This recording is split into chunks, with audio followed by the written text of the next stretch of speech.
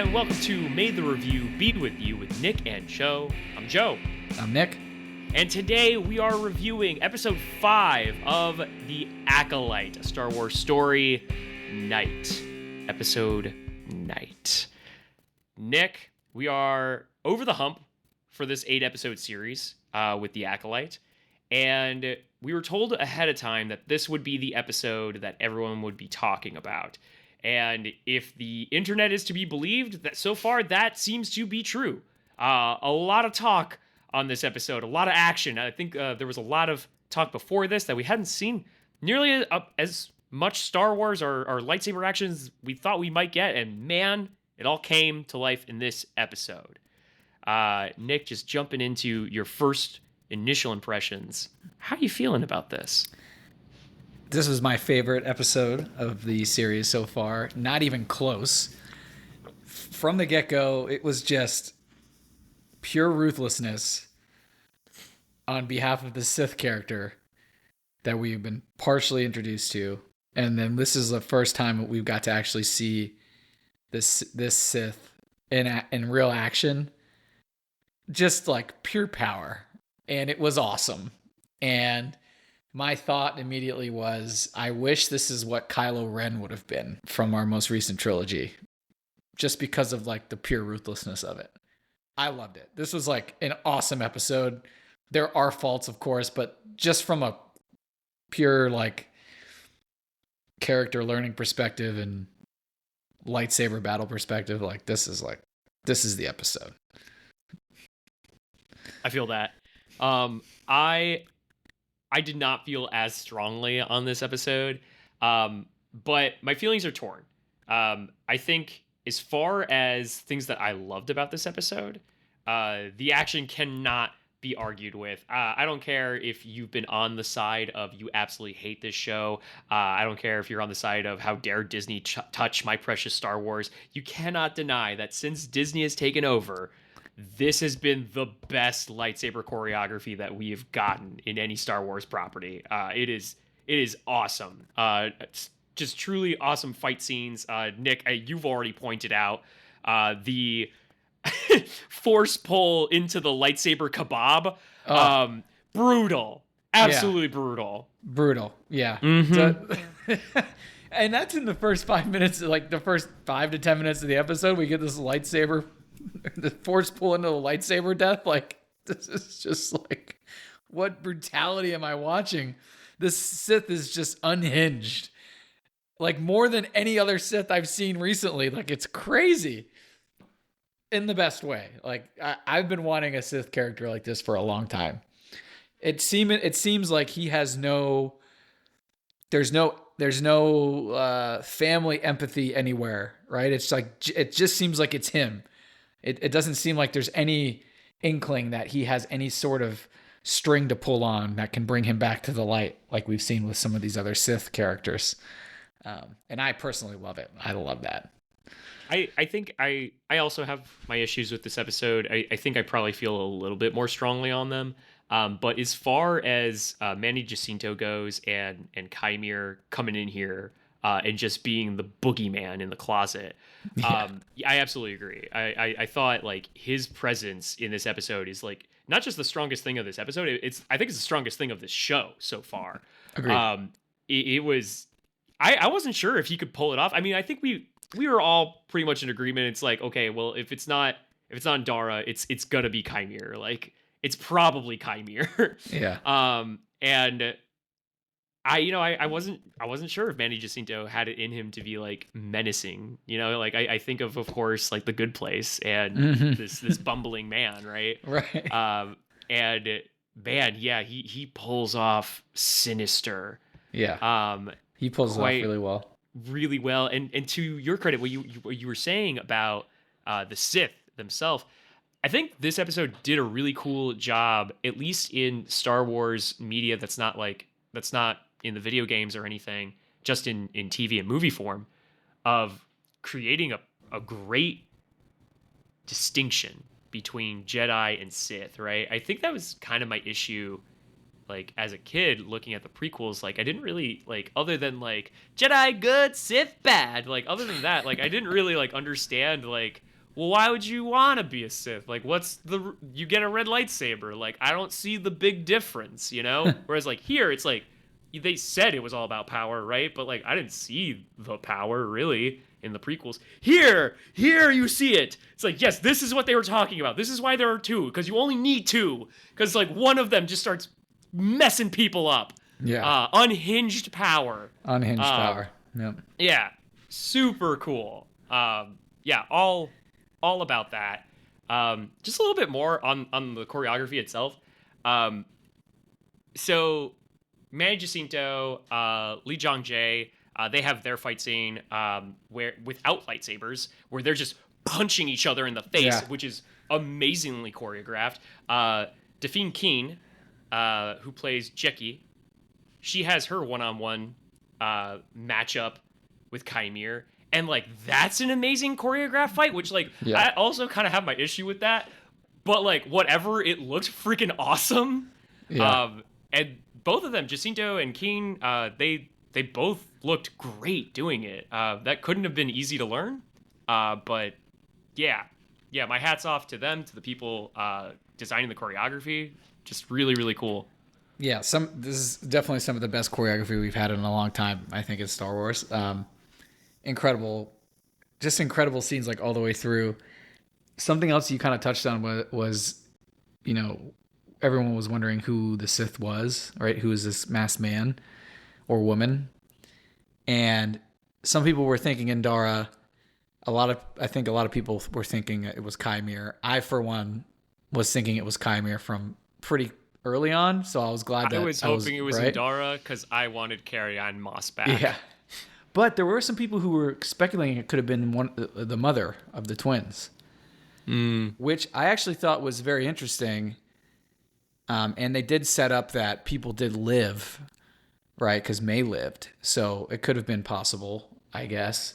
If she fell down a hole, it was definitely possible. Yeah, definitely possible. I ultimately am glad that they didn't go with that. Because it probably would have led to some sort of "I am your mother" situation, and we just it would have been too many similarities with we already got family, brother, sisters here. It's like poetry, Nick. Would have been too rhymes. much. So I'm glad that it seems like Chimere is just. Granted, there's a whole thing that there's always two Siths, right? There's got to be a second, right? Allegedly. Who is there a master, or is he like? I want more backstory now that we've got the reveal. I really want more backstory on like how he became this Sith. And if there's, because he's looking for an acolyte or a Padawan, if you will. And so is that him trying to find an acolyte so that it could, fulfill the lore of there being a second one? Or does he have a master as well?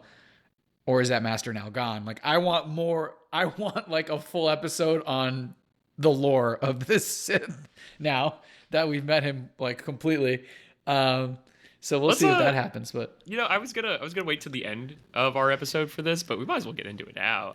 Sure. Nick, what do you where do you think this is all going? With Chimere, and ultimately, like, where do you think this ends?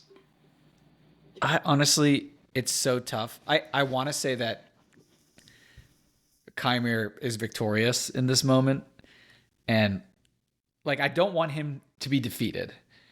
I feel like the character is so interesting and so powerful that it would be kind of I would be annoyed if he's defeated by the end of the series. I would rather there be some kind of like resolve, and then like next chapter of either this story or of the Sith like in another story showing up at some point. I just really enjoyed it so much. So I really don't know. I think that the Maye and Osha dynamic is getting a little bit more interesting, which I like. Like Maye was decided that she didn't have to keep fulfilling the Sith's prophecy, or the Sith's like follow the directions from the Sith anymore. She could, get help from her sister. But then Osha is like, you're a criminal and a murderer. Like, you deserve to be behind bars. So Maye didn't get maybe the welcoming she was hoping for from Osha. And then, of course, at the end, like, Maye switches places with Osha, which I don't like that. We can get into that in a second. But as far as where it's going, I'm not sure. Like, I just feel like there's going to be more Jedi deaths based on what we just saw. And that may manifest itself to like Master Soul. I something tells me that he might not make it as well. But I don't know if Disney's got it in them to kill off like the main Jedi of the show. So we'll see if that plays out. So here's my response to that, because it goes into how I think this has to end if Disney is gonna be credible on this. No one can live. Yeah, that's true. No one can live through this. The only two people who might are Chimere and I'm guessing Osha. But like none of the Jedi get to live through this. And the reason why I'm confident on that is the Phantom Menace. So if Disney is respecting like its own continuity here, which like maybe they are, maybe they're not, Master Mundi, I'm gonna call him, that's easier to say, Kid Adi Mundi, in Phantom Menace, the dude with the big forehead, when Qui-Gon comes in and he's like, the Sith have not been seen or the Sith have been extinct for over 1,000 years, right? And we're in the 100-year mark before that happens, right? So like, now that we know that he is a Sith, right? Yeah. That cat is out of the bag. None of the Jedi, in order for that statement to make sense in the Phantom Menace, none of the Jedi can know that this just happened or that this guy is around, right? Right. The continuity does not work if that happens. And like there were people online like back when he first revealed his red lightsaber, and they were like, he's a Sith, they're ruining it, damn you Disney. I was on the side of people that was like, they never said Sith. He could be a dark Jedi. We don't know. We don't know anything. Maybe he's a witch with a red lightsaber. We don't know. Not a Sith. Didn't say Sith. And then he said Sith in this episode. And Nick, I actually legitimately felt a piece of myself die. I was like, fuck. Those people are going to be so loud now. They're going to be like, see, we told you. And the only way this works now is if Mundi doesn't hear about this. Yeah, but the other part of that, though, is they've set up plenty of the facts of that, like the Jedi lie and try to hide things. So, sure, but I would find it weird if they were lying to themselves about it. Like if they're lying to Qui-Gon, for example, you know? Yeah, that's true. Unless, of course, Chimere's whole thing, where there's the Sith. I want to know his actual freaking name. I don't want to just call him Sith, and he's not really Chimere when he's the Sith. So like, I think we gotta go to Chimere until we know otherwise. Yeah. Okay. So Chimere. Go ahead. Or Sith Chimere, I guess we can call him if we really want to, right? Darth Chimere. That's kind of cool. I like that actually. Darth Chimere. He does say that he doesn't want to rule, really, right? He gives a speech. He's just like, I just want to be left alone to be evil, essentially, but I don't want to like take over the galaxy, right? Which is such an interesting, it's so interesting, and it's such an interesting concept for a Sith, because anyone else that we know so far in Star Wars lore who's like the Sith character wants to rule and wants ultimate power, but Darth Chimere just wants to be left alone to be evil in his own little world. Yeah, he's like, I just want to kill people on my own terms. Don't tell me that I can't, Jedi. Yeah, and I want an Acolyte to teach everything I've learned to. Right. What's wrong with that? Yeah, that's interesting. So, I mean, maybe there's a small scenario where the Jedi realize that he's too powerful, and rather than ruin their whole Jedi race, they let him go be evil in his own little corner of the galaxy. Yeah. I don't think that's possible. Probably not going to happen. Whatever. Also probably doesn't help the canon. I don't know. I get the people being upset about the canon-esque part of this whole thing. But it's also like,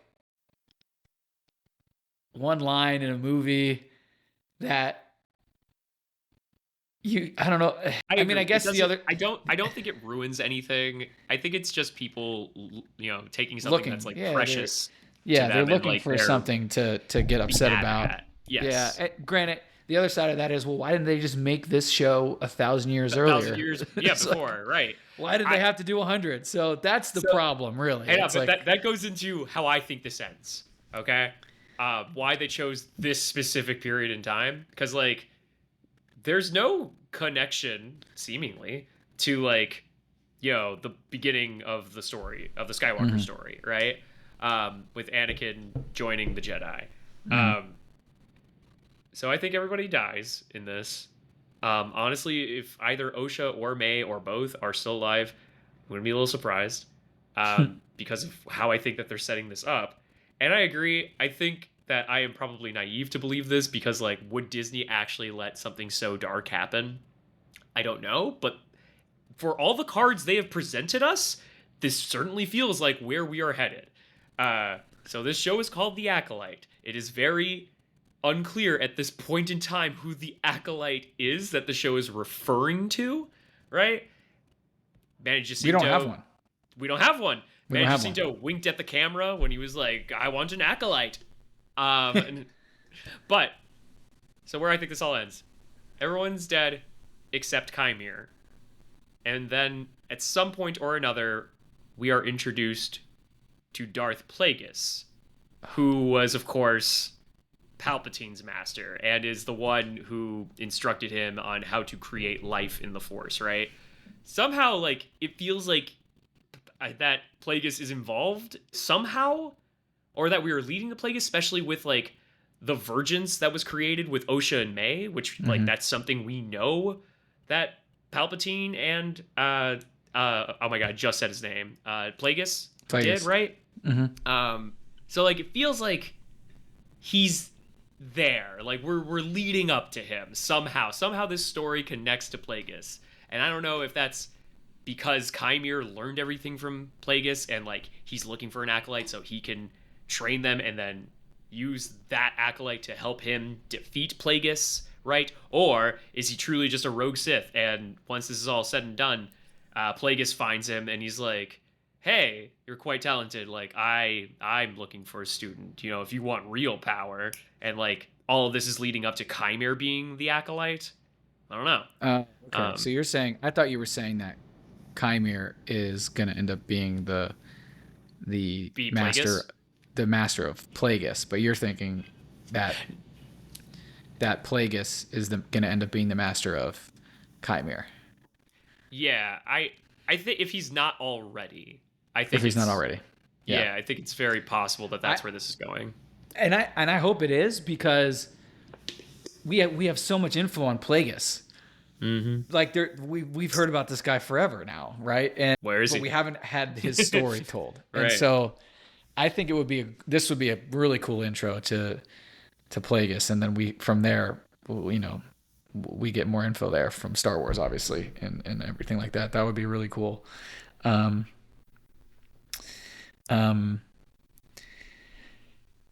What'd you think? Can I rant real quick? Yeah. I gotta rant, Nick. Okay. So like I said, there are things about this episode I really liked. I like the fighting. Fighting's great. I love that we're on an actual set. I love that humans designed this set to make it look like a convincing alien world, and they did an amazing job. It looks so good. Nick, I hate some of the character writing in this. Actually, I hate a lot of the character writing in this. Yeah, me too. I don't understand Maye. I don't understand Maye's character at all. And I don't know if it feels like there are multiple writers like per episode who are just like, and then Maye will do this. And then the next writer comes along and he's like, but then I decide Maye will do this. And they're all playing this weird game of telephone with each other. And Maye's just like this amalgamation of choices that don't make sense. In the last episode, Maye's like, my sister's alive. This changes everything. I'm gonna go turn myself into the Jedi, and I'm gonna rejoin my sister and tell them everything I know about the Master, right? And, like, I already thought that was a little weird, given, like, the revenge path that she was on, but I was like, all right, maybe it does change everything. I don't know. I've never found out my sister was alive before, so cool. This episode, I understand that there's pandemonium and panic, but there's literally a Jedi who's trying to arrest her, and she's like, no, and like fighting back. And I'm like, you just said you were gonna turn yourself in. You could cooperate. You could be like, hey, look, yeah, sure, do this. I have information on this dude. Like, why are you running? Maybe it's fear. I don't know. But like, it's not clear. It goes back to, Nick, what we said in the very beginning of this, which is, there's enough here to make me think, well, maybe that's what they're going for. And maybe it'll be revealed down the line. But there's also not enough there, or there's also like this feeling of like poor writing that like makes me think, no, like it is poor writing. There's not enough for me to believe like, yes, have faith and this will all resolve itself in the end. I don't know. I don't have that faith. Like, Maye doesn't feel like a character to me. Osha certainly doesn't feel like a character to me. Yeah, it's definitely way too jumbled from both of their perspectives. And too much flip-flopping from their own personalities between episodes. Like, and it's a weird and doesn't really make a lot of sense. And I think that's why we've had some issues with the show for the first 4 episodes. And not as many issues there in this episode, because this episode was just all about pure power from the Sith. But then there were a couple instances where it's, more questions pop up. Like, Maye's basically flip-flopping on what she wants. And Osha's like kind of just there this whole episode. She makes one contribution, which is really taking those gigantic cicadas, or whatever you want to call them. Oh, yeah, they're horrifying. Those horrifying giant cicadas, and realizing that they are attracted to light. And so she's going to use them to try to buy some time with the Sith, which, like, I actually liked that whole little plot point. I thought that was because like the whole time I'm like, how are they going to get any kind of reprieve here to get away from this Sith who is clearly more powerful than everyone? Like, how are they going to, or are they all just going to die this episode? Like, how are they going to get away? And they set that up actually earlier in the episode prior, when they first see these like giant flying cicada things, or whatever you want to call them. And so I thought they actually set that up pretty well. And then she uses them to their advantage to kind of get away, if you will. I also enjoyed that. So I thought that was actually really good. But that's really Osha's only contribution. And then she like, well, her laser finally stunned somebody. Finally stunned 2 people actually. She stunned Maye briefly, and then Maye got up and then took the stunner and then stunned Soul. So yeah, the gun finally did something today. Right. But and other than that, like, nothing from Osha's really stands out. And then I still like, they did the stupid switcheroo thing. It's just like, you're telling me that Soul doesn't know. Right. This was so unbelievable. Like, come on. Like, and then of course the tracker knows. So I'm assuming the tracker's going to say something pretty soon at the beginning of the next episode. Can he understand? Can Soul understand the tracker? I don't think so, but you would think that the tracker does something that makes Soul think. But judging by the fact that Soul doesn't even know it's happened, I think the more likely scenario is that the tracker tries to get his attention and Soul just thinks he's freaking out for some stupid reason and doesn't acknowledge that it's Maye instead of Osha. Yeah. So there was logic about the tracker that confused me. So like, he picks up Pip and like that's why he's able to like get to the ship, right? And I was like, well, that's because I thought, he's tracking Osha, right? But like Maye is dressed as Osha, and I was like, oh, okay. So he's tracking her clothes because like those have Osha scent, and like that's what Pip is like tracking, right? Or not Pip. That's what the tracker is tracking with Pip to Osha's clothes, right? So once like he sees like the clothes, like, is he able to make I'm probably overthinking this, but like, is he able to make a distinction after that? Like, oh, there are 2 different smells on this being. I don't know. I'm probably overthinking this plot point. It does feel a little mixed though. Yeah, it's a little mixed. I don't love that.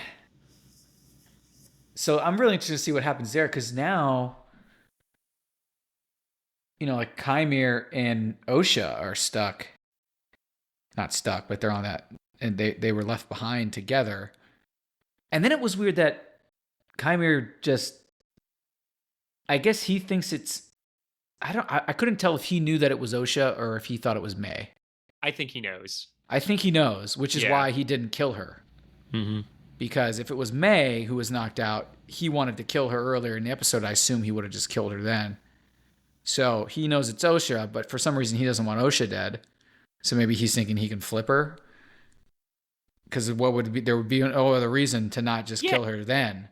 I agree. He seems to be genuinely very interested in Osha in ways that he has not shown with other characters, right? I think he's gonna try and turn her. I think that there's maybe he's already tried that, because like there's still like a lot that has not been explained yet, and like one of the things for me that like set off alarm bells like way early on was that weird vision that Osha has when she's on the snow planet. Mm-hmm. And she sees like an image of her sister with like dark demon eyes, right? And she starts chasing her, but like we find out later that had nothing to do with her sister, because her sister had no idea that she was alive. So what was that? Like did Osha create that and like some kind of manifestation of darkness that's in Osha, or has Chimere known about Osha for a while now and he's like been messing with her? Yeah, that's such a good point.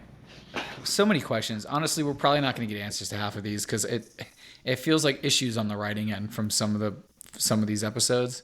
So I can't imagine we're going to get closed loops on everything. And we don't need to be picky about that, but we do have to talk about it and bring it up. True. Because there's plenty of loopholes. I do want to. Oh, go ahead. Go ahead. Yeah, this is a super quick thing. Sure. What the hell is up with these damn transitions between scenes in this episode? I mean, just poor, very poor, and annoying. Like the transitions they're using are like the simplest and shittiest types of things you just use in like Adobe Premiere Pro. like you're just like, we're gonna swipe or cross exit, like whatever. Like, what? So I have a note on this. Stop the transition, like page turning. It's so stupid. I have a note on this. Okay. It bothered me. So the reason why they are doing that is because Star Wars has been doing that since the OG trilogy. Like those weird transitions, right? Like as you pointed out, very simple, like swipe or like expand circle, right? Like, right. They've been doing them since then. You have not noticed that, or it has not been a problem for you, because other Star Wars properties didn't go overboard with them. Right. If you go back in the old stuff, like you'll once you realize it, like you can't unsee it. Like it's there. It's there more than it's not.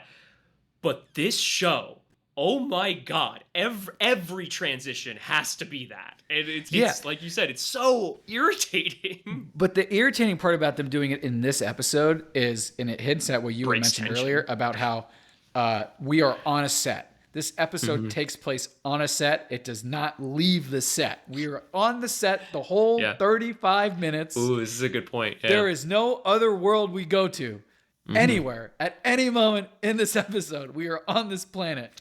What the F do you need transitions for if the whole scene after scene after scene is a different lightsaber battle in the same vicinity and set? Like, there is no reason for like, there's like 7 of these transitions in a 35-minute episode. It's like, this is crazy. I agree. I think it breaks the flow of the tension a lot.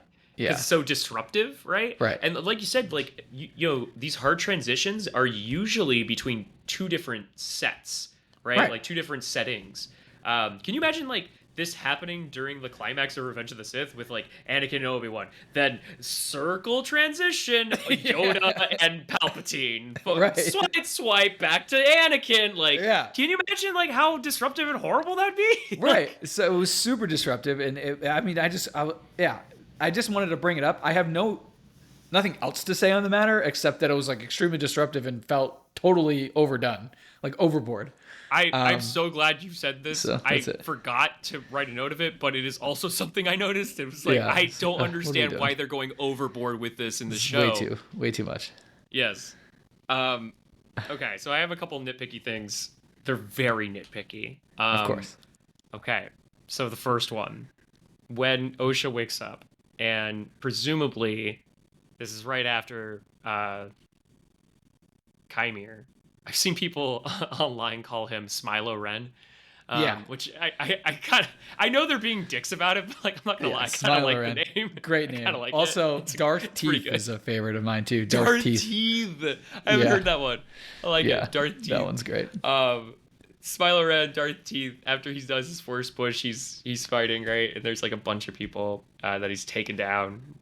Cool deaths, right? He even like I don't think we've talked about this. He impacts some lightsabers and like they shut off or they're disrupted and they can't come on, and they're like the Jedi are confused, which like I loved that. I thought that was really cool. There's this moment where like Osha's told to run away by Fjord,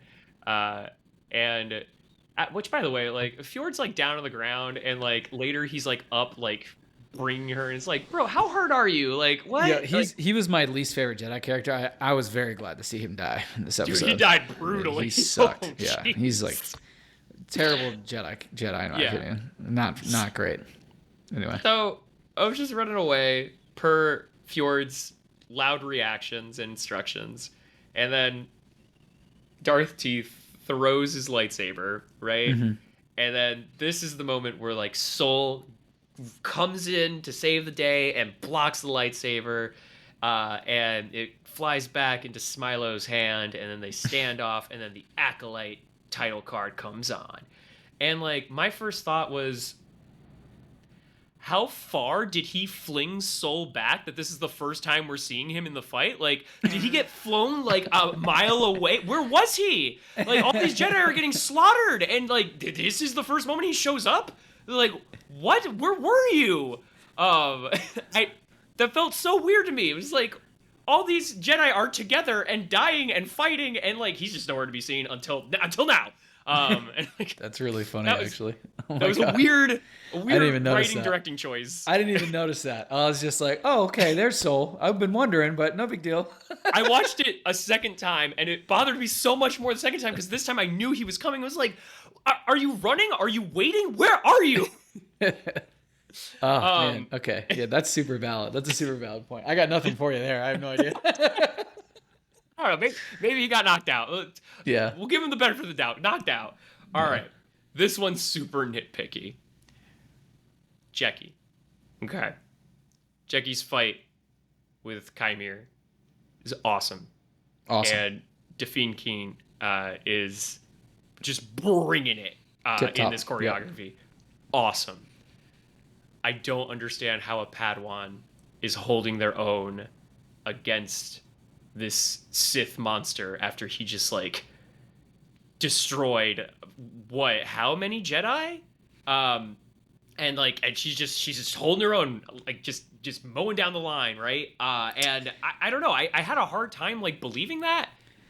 So I got over it pretty fast when she had the awesome double lightsaber choreography. Yeah, but that was really cool. The double lightsaber choreography was awesome. Plus, her death is metal as hell. The counterpoint to your point there is that she does die, and it is extremely metal with just the three holes. Cool. Boom, boom, boom. Brutal. Right. He turned it on, turned it off 3 times to do that. Yeah. Totally brutal. So she held her own, but she still, she didn't win, and she died. But your point, some other people have made this online too, and the counterpoint to you is there have been other Padawans in Star Wars lore who have held their own against Siths. Obi-Wan in The Phantom Menace is one of them, right? Yeah. And there are some other instances. And so I don't think that I get what you're saying, but I don't think it's as much of a problem. And granted, you did say it was super nitpicky. So I don't think it's, to me, that was no issue at all. I think they've set that up plenty of times that a Padawan can hold their own. And then again, she held her own until she didn't, and she died a brutal death. So at the end of the day, it's not like she did win. So I mean, that's fair. I think the reason why like it caught my attention was, so at first when I was watching the Jedi just get slaughtered, I was like, mind you, I did not feel this the second time, but the first time I'm watching them get slaughtered, and I'm like, what? Why? Like, oh, okay, he's just that much more powerful that like all these Jedi can't gang up on him at once and just beat him. But then, I thought about, after the episode, I thought about two things. One, Fjord, said like he breaks the rules of combat and like he gets in your head, like, and then there was like the lightsaber disruptor thing, right? Like all of those things. And then like thinking about it, it was like, well, like a lot of those Jedi were pretty young, and they've probably never fought someone who was seriously trying to kill them with a lightsaber. You know? Yeah, because they've never that made like, sense. They didn't even know what he was like. If this Sith shows up at any point between the Phantom Menace and the Last Jedi or the Rise of Skywalker, at any point between there, the Jedi know it's a Sith, right? But this is 100 years earlier. There hasn't been a Sith, as far as we know. Really, there shouldn't have been one there right now. But anyway, we'll see if it makes sense or not. All of these Jedi have no idea what they are, like, and they ask him what he is, and he tells them. Yeah, it's true. Yeah, you would. The line I wrote it. The line is so great. It's cool. It is cool. I have to look. I have it quickly. Hold on a second. It's like the line. I loved it. I wrote it down. I have no name, but the Jedi like you might call me Sith. So they don't even know, right? And so that's a great point. All these Jedi that died, like, have never fought chaos. They've only ever fought themselves or other problems in the universe, but not something like as raw powerful as like a Sith who is completely unhinged and has no, like you said, like there's no rules of engagement or rules of combat for him. It's just pure chaos. So they were way in over their heads. And I think that Jackie having a better go of it partly has to do with the fact that her master is Soul. And at least to this point, like, Soul is, like, to us, the way that we've been told so far in the story is the Jedi with the most skill, at least out of the ones we've been dealing with. And so I think that also kind of helps kind of bring home the whole, she is a Padawan, but she's been trained by one of the best Jedi of this era in our, as much as we know. And so it also makes sense that she would have like a really good go of it. But the double lightsaber that was so cool. That was awesome. So cool. Yeah. Also, really quick, because we're talking about deaths, when Kymir, I forget who he kills, and maybe this is how Yord dies, right? He gets his head snapped. Yeah, this is how Yord dies. Yeah. Like, when he did that, I think Maye saw it, if I'm not mistaken.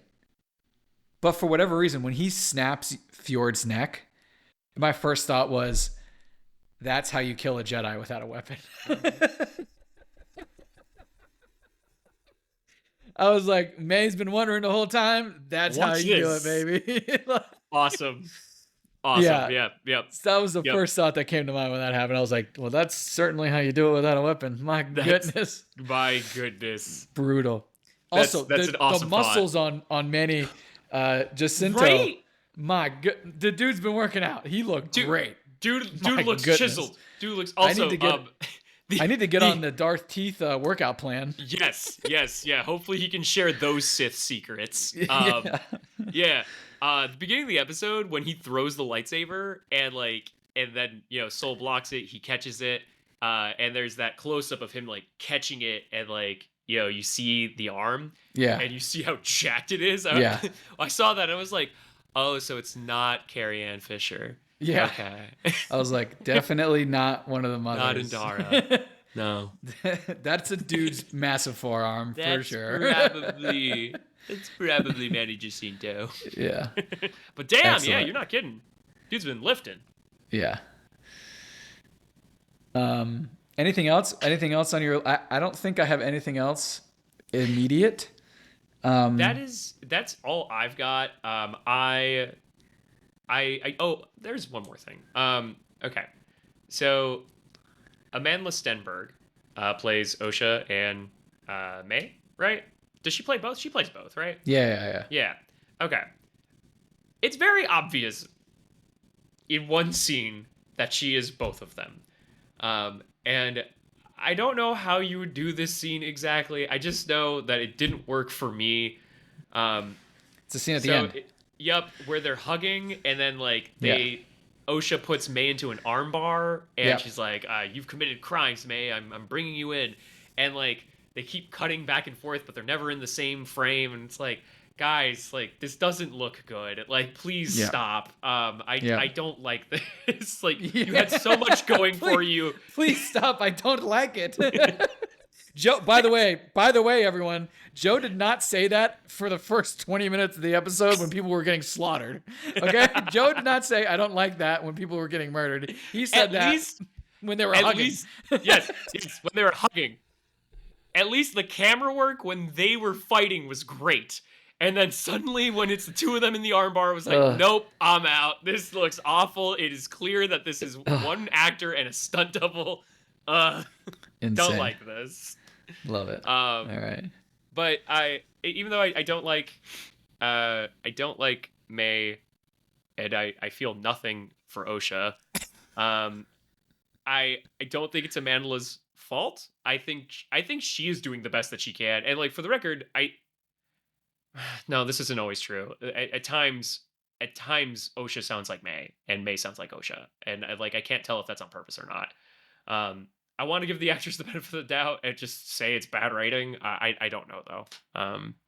Yeah, it's tough to say, to be honest. It's a tough thing to do. Now it's going to get even more confusing because now Maye has to play Osha, but it's the same actress playing both. This is true. I'm glad you brought this up, actually. Oh my god. So all right, so I'll give her this. All right, I take it back. I think she's a good actress because when she walked in as Maye pretending to be Osha, it felt like, oh, that's Maye pretending to be Osha. Yeah, I was like, I believe that. I believe that was Maye pretending to be Osha, and that sounds really hard to do. My brain now hurts based on all that going on. Internally, right? for her, internally for her, layers. It's got to be like, how am I? Well, this is crazy. Like, why did I sign up for this? Awesome. I will give it this. Even though I'm not wowed by the writing, Manny Jacinto was interesting enough. Or he wasn't just interesting; he was fascinating enough that I still want to know where this show is going. Yep. I'm locked in now. This is one of the best episodes I've seen of Star Wars, in my opinion. Like, I loved it that much. I thought it was so freaking cool. I kind of wish I watched it with you. Dude, I've wanted a Sith like this forever. Like, I've wanted a Sith who, so far, it looks like there's no way he's gonna like have some sort of light at the end of the tunnel for him. Right. Like, he is just evil. He's like pure evil. This is legit. I've wanted this for so long. Pure I'm so evil excited. Without being like cartoonishly evil, right? Yeah. Like, for as much as I love Palpatine is a cartoon villain. Yeah. This Sith just wants to be evil and also be left alone. Like, that's literally all of us. Like, we just want to be left alone, and maybe we want to be mean too. Like, this is a millennial Sith. This is a millennial Sith. I just want to be mean and left alone. Yeah. I love it. Anyway, that's it. I think we're done. That's a review. Excellent. What's Nick? What's up next for us? And where can the people find us if they like what they're hearing? Awesome. So next, The Bear season 3 comes out. Yay. Actually, probably is out by the time this is aired. So The Bear season 3 is out. We are going to cover some of those episodes. Maybe, we're not sure. It's going to be a little sporadic. just based on our timing and what the internet's talking about and all that. But we're going to definitely be having some combos about the Bear season 3. Follow us on Threads. That's where a lot of our conversations happen in written. We love to kind of like keep up to tabs when things are going live and happening. So we'll definitely be having a lot of conversations about that. Obviously, House of the Dragon is still going on. We'll be having more combos about that. A couple more videos coming there. The Acolyte currently happening. There's a lot going on in the TV world. We love it. So those 3 things going on. Follow us on Threads. Follow us on YouTube. Follow us on Instagram. Let us know what you think. And until next time. Until next time, everyone. And may the review be with you. Peace.